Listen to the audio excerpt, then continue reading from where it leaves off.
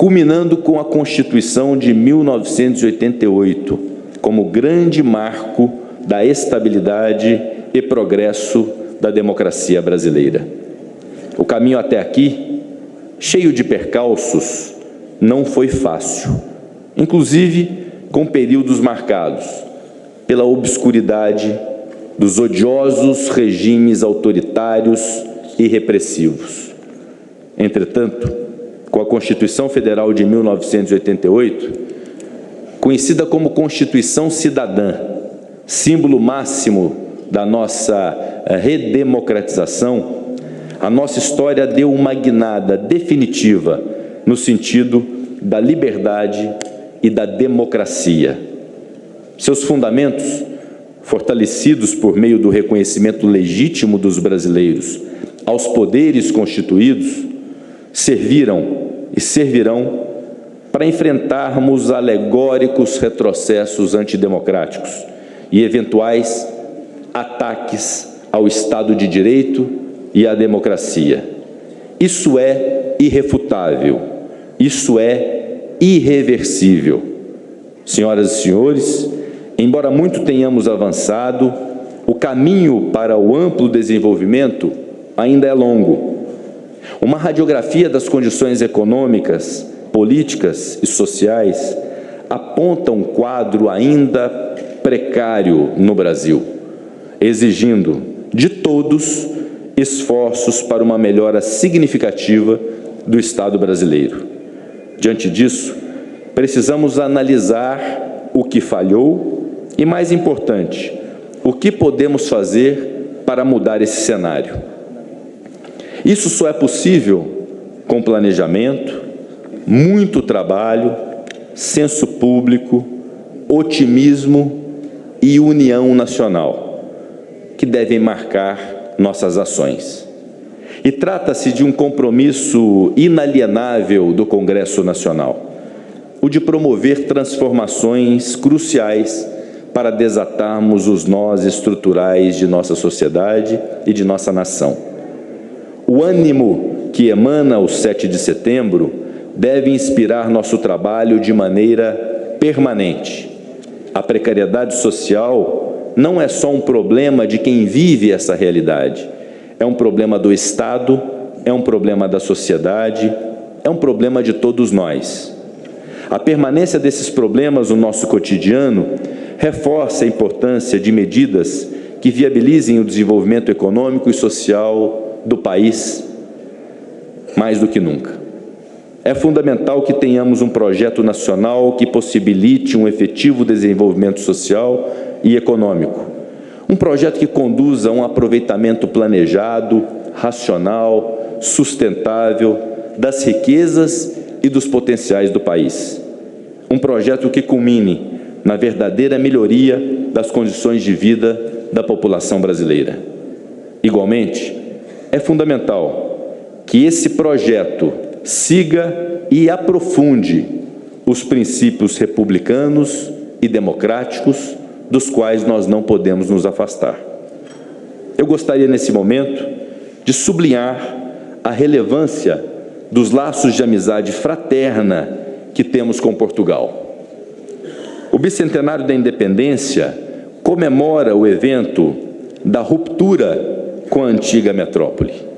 Com o passar dos anos, no entanto, a República Portuguesa se tornou uma parceira importante do Brasil, não só na estratégia, como também nas múltiplas relações comerciais, de investimentos, de acordos de cooperação entre nossas nações. A presença nesta sessão solene do presidente da República Portuguesa, senhor Marcelo Rebelo de Sousa, e do presidente da Assembleia da República, senhor Augusto Santos Silva, assim como de todos os seus ministros, de toda a sua comitiva, confirma a natureza igualitária, republicana e fraterna dessas relações do Brasil com a sua pátria-mãe. Vivemos recentemente alguns dos anos mais tormentosos da nossa história, com a emergência de saúde pública do coronavírus, a guerra na Europa, a crise econômica que se seguiu. Mas, em meio à tragédia da pandemia, demonstramos, enquanto nação, o nosso potencial e nossa força. A campanha de vacinação mobilizou a sociedade e o Congresso Nacional Brasileiro teve um grande protagonismo para que isso acontecesse. O Sistema Único de Saúde, outrora concebido no Brasil, com todos os desafios que enfrenta um país continental, foi, em larga medida, fundamental para o enfrentamento à pandemia. O nosso reconhecimento a todos os profissionais da saúde do Brasil, notadamente os do Sistema Único de Saúde. O espírito de cidadania do povo brasileiro segue vitorioso.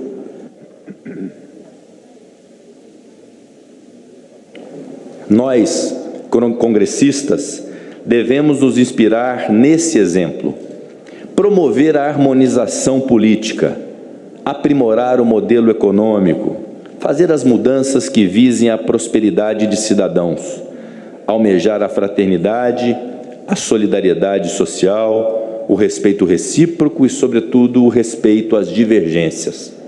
Lembro que daqui a menos de um mês, os brasileiros e brasileiras vão às urnas praticar o exercício cívico de votar em seus representantes.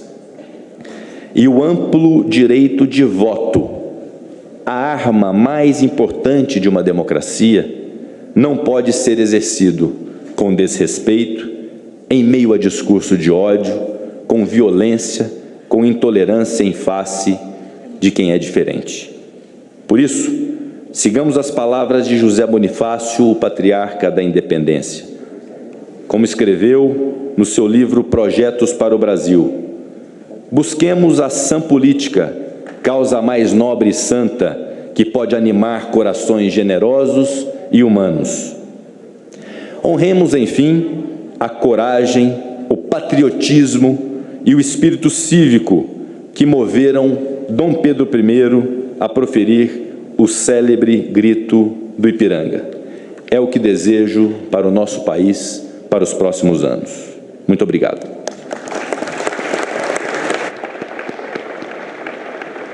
Há quase 200 anos, dando voz ao povo por meio de seus representantes. Não me posso excusar da lembrança de que a participação brasileira nas Cortes de Lisboa representou um marco importante na evolução da nossa estrutura política, na consolidação da divisão entre os poderes e na solidificação da experiência do voto no Brasil. Este ano do bicentenário da independência brasileira coincide com o ano de eleições presidenciais e de eleições legislativas federais, distritais e estaduais. Destaco, portanto, a chance de os cidadãos brasileiros, por meio do seu voto consciente, fortalecerem nossa democracia e este Parlamento, de modo que ele continue a exercer a importante tarefa de acolher diferentes aspirações e transformá-las em balizas coletivas. Diretrizes que beneficiem toda a sociedade, de modo justo e equânime, e contribuam para o desenvolvimento deste país. As celebrações do bicentenário da independência nos têm convidado a refletir sobre a nação que construímos nos últimos 200 anos. Olhando para o futuro, que país construiremos nos próximos 100 anos? Que Brasil desejamos que seja celebrado no tricentenário da independência? Desde 2017, a Câmara dos Deputados tem promovido estudos, eventos e debates em torno dos 200 anos da independência do Brasil. Foram realizadas 6 importantes exposições, publicada série de livros pelo selo Edições da Câmara, exibida animação em projeção imersiva, produzidos podcasts, lançados selos comemorativos em parceria com os Correios, efetivada a iluminação do Congresso Nacional em verde e amarelo e promovido o seminário O Movimento da Independência. Ontem e hoje, 200 anos independência do Brasil.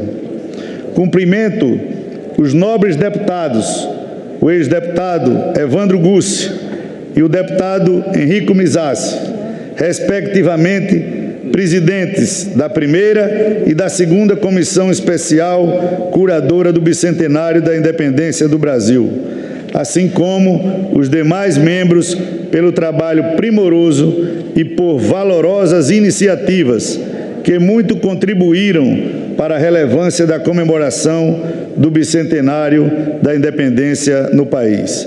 Agradeço ainda ao Centro Cultural da Câmara dos Deputados, ao Centro de Documentação e Informação e à Consultoria Legislativa, pelo inestimável apoio técnico, estendendo a mesma manifestação aos servidores envolvidos no planejamento e na execução das atividades comemorativas. Por fim, agradeço a Portugal o abraço fraterno e o profundo respeito desta Casa Legislativa. Embora unidos por grande afeto, pela admiração mútua, pelas boas relações diplomáticas e comerciais, por nossa cultura comum, pelo sentimento lusófono, por nossa história compartilhada. Muito obrigado a todos.